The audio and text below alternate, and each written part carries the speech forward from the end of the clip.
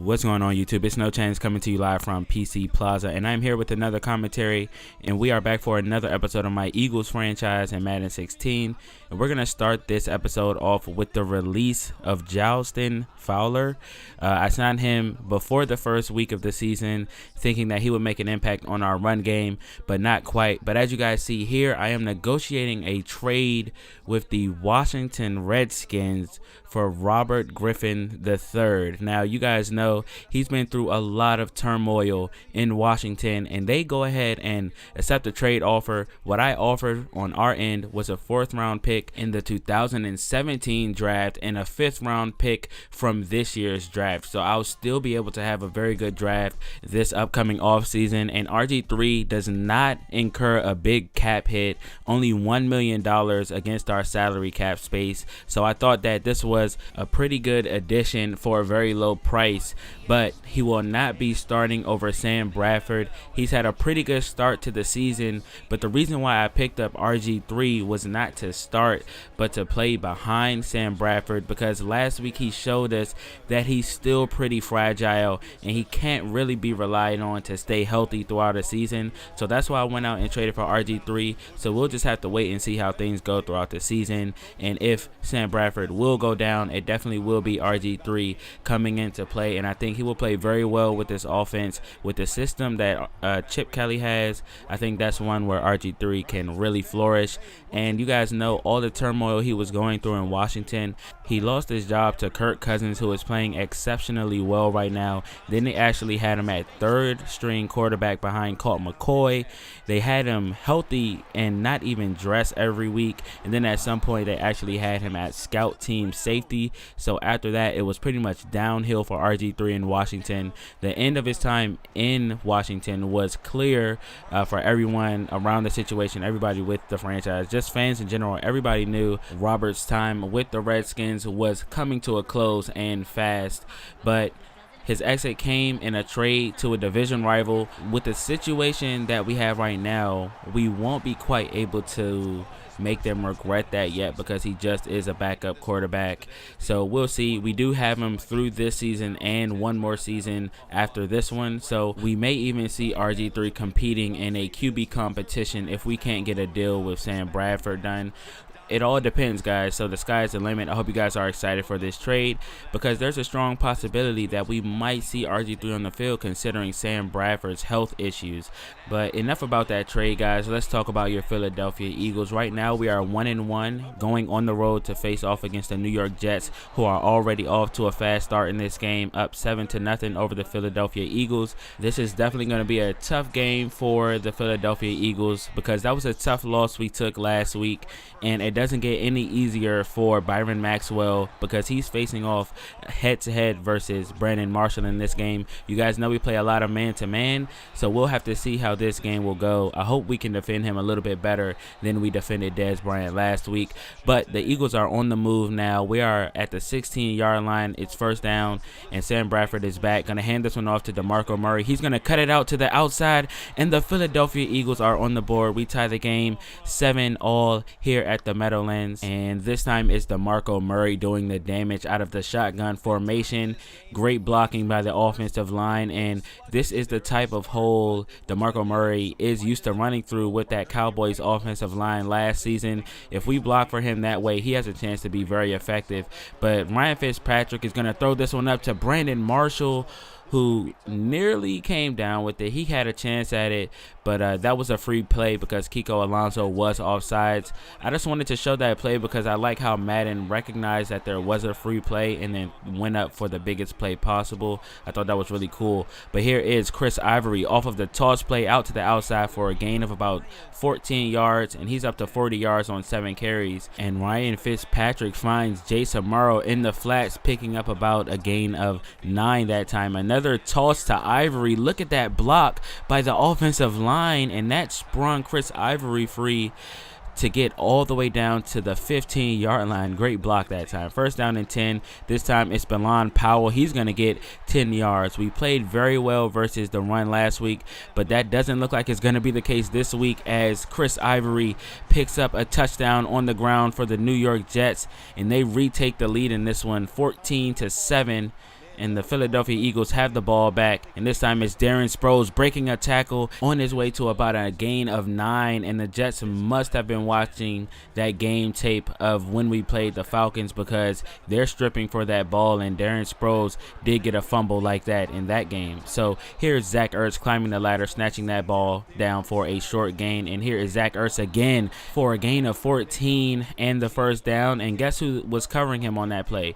Darrelle Revis. Great play against one of the all-star corners in the NFL, and this time we're going screen to DeMarco Murray. He picks up a few, but nonetheless we're facing 3rd down and 11 from the 18-yard line, and we're going to get taken down for a sack. Muhammad Wilkerson taking down Bradford on that play, and Cody Parkey is going to miss yet another field goal from inside the 40-yard line, and I'm surprised he still has his job after last week, and it doesn't appear he'll have it after this week if he keeps that up. But our defense does keep us staying. Our offense gets it back. Josh Huff can't reel that one in. 3rd down and 9 coming up from the shotgun formation. Brad is back to pass. He's going to fire this one in, and Zach Ertz will take a monster hit from Gilchrist that time. The hard-hitting safety Gilchrist got the best of Zach Ertz on that play, and he didn't have a chance, and neither did Fitzpatrick, as Connor Barwin brings him down for a loss of 8 and the sack on that play. 2nd down and 9 later in the drive. Fitzpatrick is back to pass, throws this one on the run, and it's snatched out of the air by Brandon Marshall, and it takes 4 Eagles to bring him down. He's playing like a grown man out there on that field, and there is Kiko Alonso bringing down Fitzpatrick for a sack. Great play by Kiko that time. 3rd down and 11 on the next play.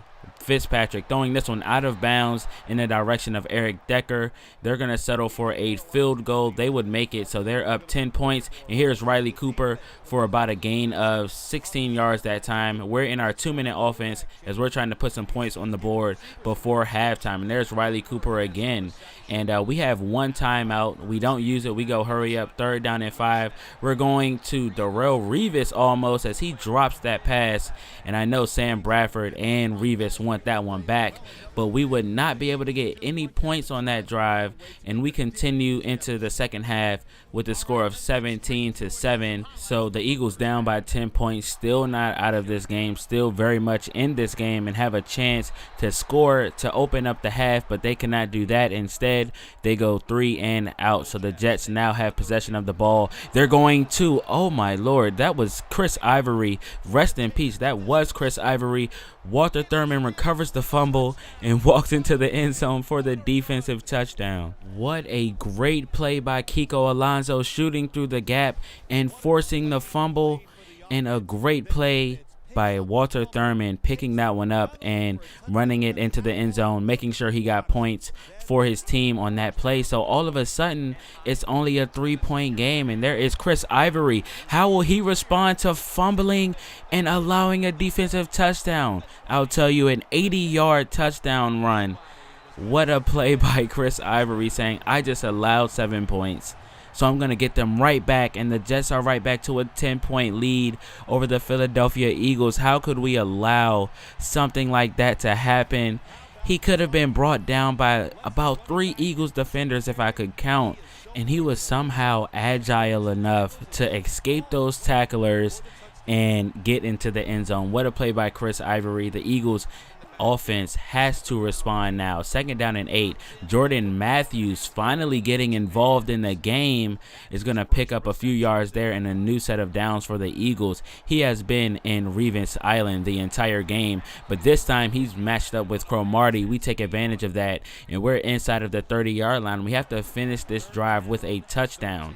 3rd down and 13. We're going over the middle to Zach Ertz, and he's inside the 5-yard line, and we are 3 yards away from making this a 3-point game again. We're going to Zach Ertz, of course. He comes down with it on the slant route for the touchdown, and the Eagles come right back and score after giving up an 80-yard touchdown. And this offense must have been well rested, because the last 2 drives was a defensive touchdown and then an 80-yard touchdown, and they were pretty rested going into that drive. And Chris Ivory, by the way, is up to 153 yards in this game, and there's Brandon Marshall. We haven't given up too many big plays to him, but that time he picks up about 13 and a new set of downs for the Jets. And Fitzpatrick is going deep to Marshall. Is he going to come down with it? No. Great hit by, who was that who hit him? I can't see who that was. That looks like Jalen Watkins got a chance to hit him before he could come down with it. 3rd down and 5. And Fitzpatrick will be brought down by Vin Curry,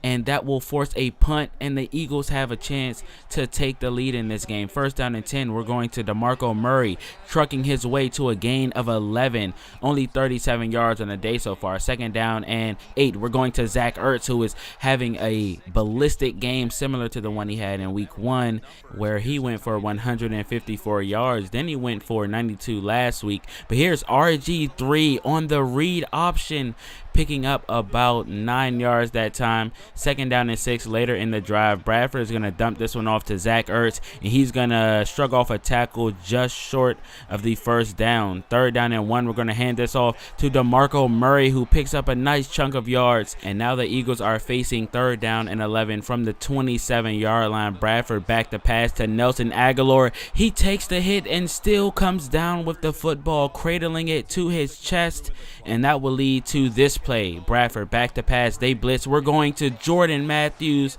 for the touchdown, and that time it was Pryor covering Matthews, and any chance we get where we're not matched up with Darrelle Revis, we're going to target Jordan Matthews, and it paid off that time. The Eagles take the lead. On the ensuing drive defensively, we allow a 20-plus yard scramble by Fitzpatrick. They're going play action this time. He jukes Connor Barwin, then somehow fires this one into Eric Decker, and they are on the move now, trying to regain the lead halfway through the 4th quarter here. And they're going over the middle to Jeremy Curley. They're getting these yards in chunks. So now they're at the 25-yard line looking to do some damage. 1st down and 10. Fitzpatrick from the shotgun, pressured and sacked by Jordan Hill and Brandon Graham.